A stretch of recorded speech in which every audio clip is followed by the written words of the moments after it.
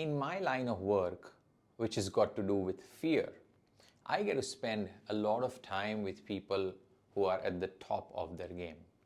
And here's something I've learned after years of watching them up close. The best leaders, the ones who last, who lead with clarity and calm, they all do something quietly, deliberately, and consistently. What is it? They calibrate their boundaries. Now, they don't use that phrase. You will never hear it in a board meeting or at a press interview. But behind the scenes, this is one of their most strategic habits. Here's what it means. Boundary calibration is the art of deciding where your energy ends and where everyone else's begins. This is how great leaders protect the clarity that lets them lead rather than just react. Most people think leadership is about expanding capacity, taking on more, doing more, saying yes more.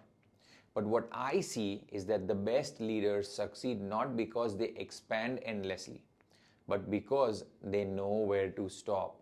They say yes with precision. They say no with confidence. And they do it so quietly, so consistently, that most people don't even notice this. When I ask them why, their answers are strikingly similar. They'll say things like, I've learned that every yes is a trade. Yes to one thing always means no to something else. It could be family, health, focus, or at times even profit. And so they refuse to make those trades unconsciously. They have learned that leadership is not a marathon of endurance. It's an exercise in energy management. But here's what's fascinating. They don't brag about. You won't see them posting about boundaries on LinkedIn or giving talks about work-life balance. They just do it quietly, intentionally, and it shows. They end meetings on time. They delegate with trust. They protect their mornings for thinking, not just reacting and panicking. And when they are with their teams or their families, they are present in the moment. And that's not luck, that's calibration. And here's why I'm telling you all this, because you can very easily do this too. You don't need the title or a corner office to practice boundary calibration. You just need the courage to decide what matters most and the discipline to protect it. So start small.